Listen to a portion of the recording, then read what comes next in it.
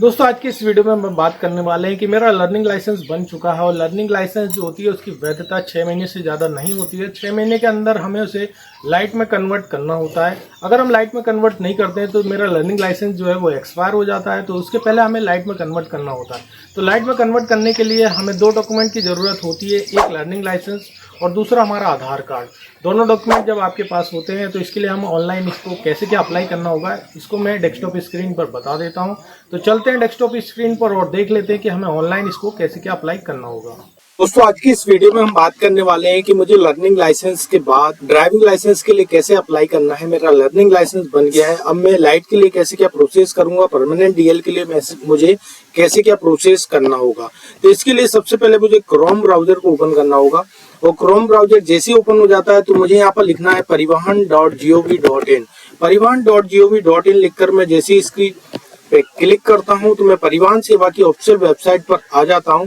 कुछ इस टाइप का इंटरफेस आपको देखने को मिलेगा। मैं यहाँ पर जो ऑप्शन दिया हुआ है ऑनलाइन सर्विसेज वाला, मैं इस पे क्लिक कर दूंगा तो एक बार ओपन हो जाएगी और इसमें जो तीसरे नंबर का ऑप्शन दिया हुआ है ड्राइविंग लाइसेंस रिलेटेड सर्विसेज, मैं इस पे क्लिक कर दूंगा। मैं जैसे इस पे क्लिक करता हूं तो मैं स्टेट सिलेक्शन वाले पेज पर आ जाता हूं रिडायरेक्ट होकर। अब मुझे दोस्तों यहाँ पर अपनी स्टेट को सिलेक्ट करना होता है। आप जिस भी स्टेट से बिलोंग करते हैं उसको यहाँ से सिलेक्ट कर लेंगे ताकि आप रिडायरेक्ट होकर सारथी परिवहन की ऑफिशियल वेबसाइट पर पहुंच जाए। अब यहाँ पर कॉन्टैक्टलेस लाइसेंस सर्विसेज वाला एक पॉपअप आ जाता है।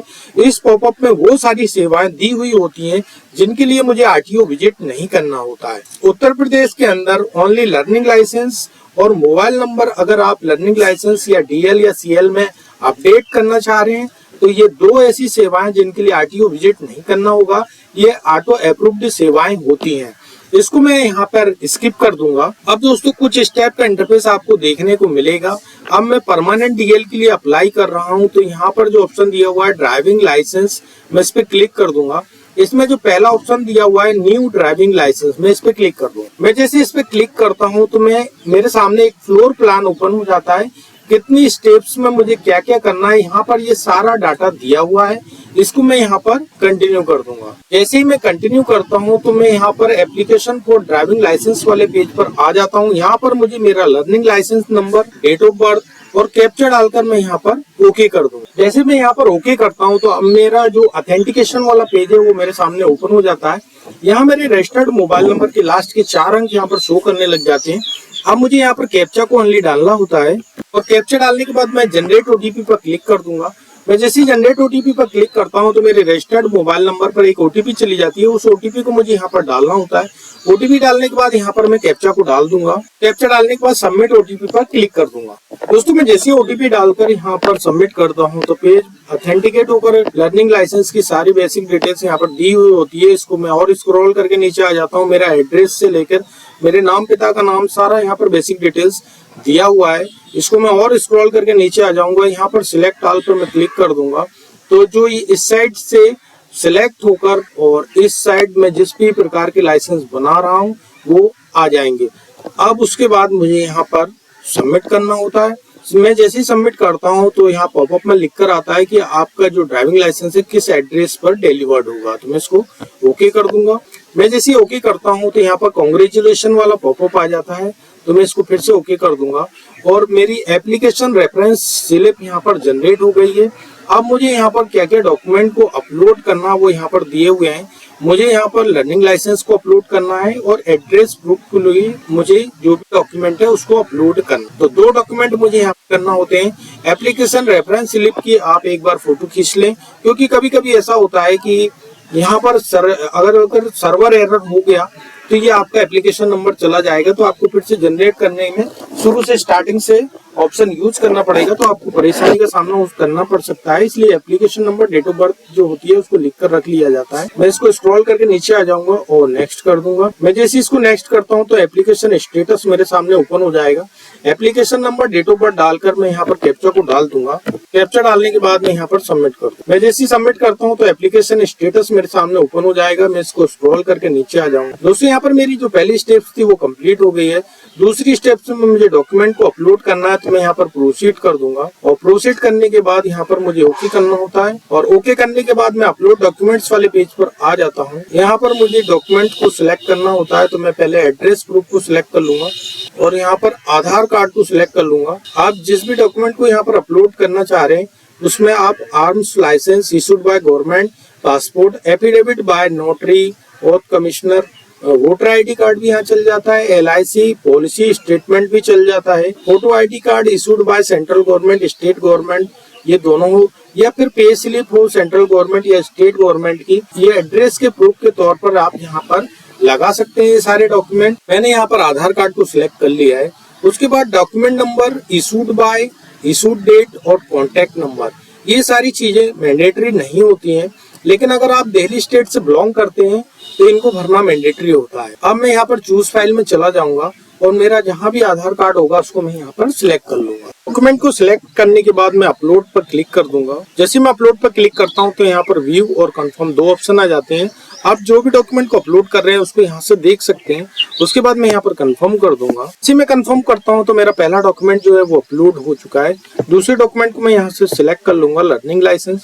प्रूफ्स में भी लर्निंग लाइसेंस को सिलेक्ट करना होगा और यहाँ पर जैसा कि मैंने आपको पहले भी बताया, यहाँ पर मुझे कुछ भी नहीं बनना है इन चारों ऑप्शंस में। अब मैं चूज फाइल में चला जाऊंगा और यहाँ पर मेरा जहाँ भी लर्निंग लाइसेंस उसको सिलेक्ट कर लूंगा और उसके बाद मैं यहाँ पर अपलोड कर दूंगा। उसके बाद मुझे यहाँ पर कंफर्म करना होता है। कंफर्म करने के बाद अब मेरे दोनों डॉक्यूमेंट यहाँ पर अपलोड हो चुके हैं और यहाँ पर सेव्ड लिखा हुआ आ रहा है। उसके बाद मैं यहाँ पर नेक्स्ट कर दूंगा। जैसे ही मैं नेक्स्ट करता हूँ एप्लीकेशन स्टेटस वाले पेज पर आ जाता हूँ। Application number, date of birth मेरा यहाँ पर दिया हुआ है। अब मुझे ओनली यहाँ पर कैप्चा को डालना होता है, तो मैं कैप्चा को डाल दूंगा और कैप्चा डालने के बाद मैं यहाँ पर सबमिट कर दूँ। जैसे ही मैं सबमिट करता हूँ और स्क्रॉल करके मैं इसको नीचे आ जाता हूँ तो मेरी 2 स्टेप्स यहाँ पर कंप्लीट हो गई है। तीसरी स्टेप में मुझे यहाँ पर फी पेमेंट को करना होता है, तो मैं इसको यहाँ पर प्रोसीड कर दूंगा और यहाँ पर मेरा फी पैनल यहाँ पर ओपन हो जाता है। जो भी फी मेरे को पे करना होती है वो यहाँ पर सारा शो कर रहा है। मोटरसाइकिल विद गियर के लिए मुझे 200 रुपए यहाँ पर पे करना है। लाइट मोटर व्हीकल के लिए यहाँ पर कोई भी चार्ज नहीं लग रहा है, इशू नी डीएल के लिए। उसके बाद ड्राइविंग टेस्ट के लिए मोटरसाइकिल विद गियर के लिए मुझे 300 रुपए पे करना है और ड्राइविंग टेस्ट का ही लाइट मोटर व्हीकल के लिए 300 रुपए पे करना है। और फॉर्म 7 यानी जो पीवीसी कार्ड बनता है प्रिंट होकर, उसके लिए भी 200 रुपए यहाँ पर पे करना है। तो टोटल अमाउंट मुझे 1000 रुपए पे करना है। मैं स्क्रॉल करके नीचे आ जाऊंगा और यहाँ पर ट्रेजरी अकाउंट को यहाँ पर मैं सिलेक्ट कर लूंगा। उसके बाद यहाँ पर मुझे कैप्चा को डालना होता है, तो मैं कैप्चा को डाल दूंगा और कैप्चा डालने के बाद पे नाउ पर क्लिक कर दूंगा। जैसे मैं पे नाउ पर क्लिक करता हूं तो यहाँ पर मुझे डिक्लेयर करने के लिए टिक करना होता है और प्रोसीड फॉर पेमेंट पर क्लिक कर दूंगा मैं। जैसे मैं प्रोसीड फॉर पेमेंट पर क्लिक करता हूं तो मैं SBI ऑनलाइन वाले पेज पर आ जाता हूं। अब मेरे पास यहाँ पर नेट बैंकिंग के थ्रू पेमेंट करने का ऑप्शन है। अदर बैंक नेट बैंकिंग के थ्रू मैं पेमेंट कर सकता हूँ।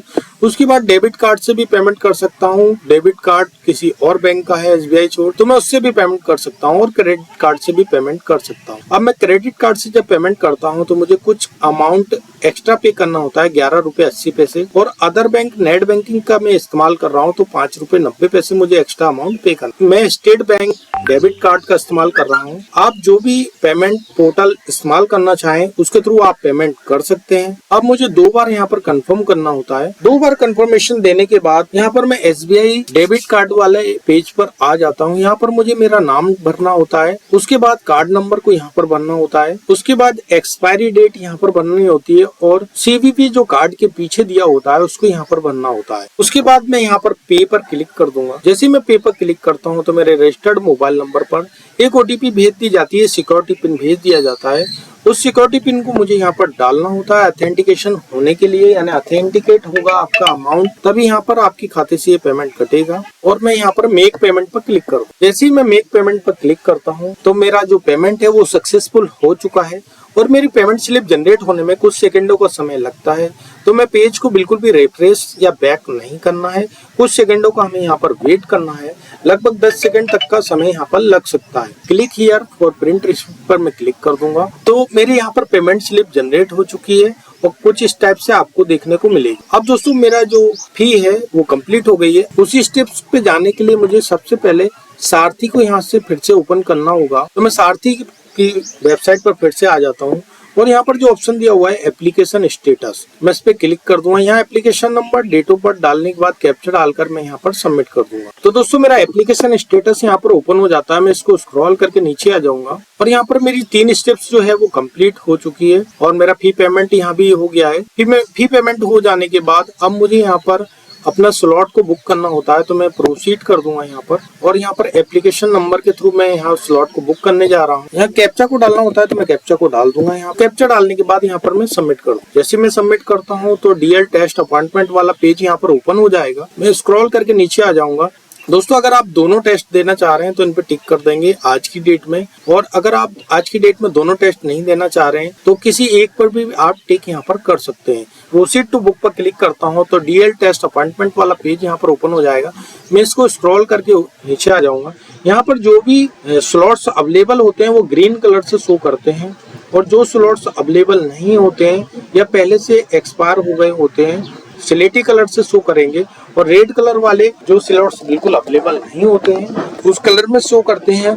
और ब्लू कलर से कलर अगर इसमें कोई शो कर रहा है तो वो उस दिन हॉलीडे होता है। तो ग्रीन कलर वाला जो भी स्लॉट है अवेलेबल है मैं उस पर टिक कर दूंगा। डेट लेने के बाद मुझे टाइम को भी यहाँ पर लगाना होता है, तो टाइम जो भी सुटेबल टाइम आपको सूट करे उस टाइम पे आप टिक कर लेना और बुक स्लॉट पर क्लिक कर देना। अब मुझे यहाँ पर सिक्योरिटी कोड यानी ओटीपी जो मेरे रजिस्टर्ड मोबाइल नंबर पर गई है उसको मुझे यहाँ पर डालना होता है, और उसके बाद मैं यहाँ पर सबमिट कर दूंगा। तो दोस्तों यहाँ पर डीएल टेस्ट अपॉइंटमेंट मेरी स्लिप जो है वो यहाँ पर बन चुकी है। मैंने डेट और टाइम मेरा लगा दिया है। अब यहाँ पर कंफर्म टू स्लॉट बुक पर मैं क्लिक कर दूंगा तो ये कंफर्म हो जाएगा कि इस डेट में मुझे आरटीओ में विजिट करना है। डेट और टाइम लग जाने के बाद इस स्लिप को मैं प्रिंट ले लूंगा, क्योंकि इस स्लिप की जरूरत मुझे आरटीओ में पड़ेगी। तो दोस्तों इस प्रकार मेरी ऑनलाइन सारी प्रोसेस कंप्लीट हो जाती है। अब मुझे आरटीओ में विजिट करना होता है और गाड़ी चलाकर दिखाना होता है। दोस्तों आज की इस वीडियो में हमने लाइट कैसे क्या बनाना होता है, परमानेंट डीएल के लिए कैसे क्या अप्लाई करना होता है, ये सारी प्रोसेस मैंने आपको साथ डिस्कस की है। तो दोस्तों अब मैं बात कर लेता हूँ डॉक्यूमेंट की। तो फॉर्म 2 आपको साथ में लेकर जाना होगा अगर आपके आरटीओ में आपको विजिट करना है तो। इसी के साथ सेल्फ डिक्लेरेशन को लगाना होता है, और आपका लर्निंग लाइसेंस इसके साथ लगाओगे आप। इसी के साथ आपका आधार कार्ड लगा होना चाहिए। आधार कार्ड जब भी आप लगाते हैं और लर्निंग लाइसेंस जब भी आप लगाएंगे तो इनके साथ आपके सिग्नेचर यानी सेल्फ अटेस्टेड डॉक्यूमेंट ही यहाँ पर मैंडेटरी होते हैं लगाना। और इसी के साथ आपकी फीस रिसिप्ट होना चाहिए, और जो भी डेट यानी जो भी आपने स्लॉट बुक किया है उस स्लॉट की एक रसीद जो होती है वो भी इसके साथ में आपको लगाना होता है। ये सारे डॉक्यूमेंट एक साथ लेकर आप जब आरटीओ में विजिट करते हैं तो आरटीओ में सबसे पहले आपकी स्कूटी होती है, सारे डॉक्यूमेंट वेरीफाई होते हैं, और वेरीफाई हो जाने के बाद आपकी सिग्नेचर और फोटो खिंचती है। फोटो खिंच जाने के बाद आपको ड्राइविंग टेस्ट देना होता है, और अगर आप ड्राइविंग टेस्ट में पास हो जाते हैं तो 7 से 10 दिन के अंदर आपका ड्राइविंग लाइसेंस आपके घर पर डिलीवर्ड हो जाता है। तो दोस्तों स्टेप बाय स्टेप मैंने आपके साथ सारी चीज़ें डिस्कस की हैं। अगर मेरे बताने का तरीका अगर आपको अच्छा लगता है तो एक लाइक तो बनता है, और मेरे चैनल पर पहली बार आए हैं तो चैनल को सब्सक्राइब जरूर करें और बेल नोटिफिकेशन को दबाना ना भूलें। Thank you so much.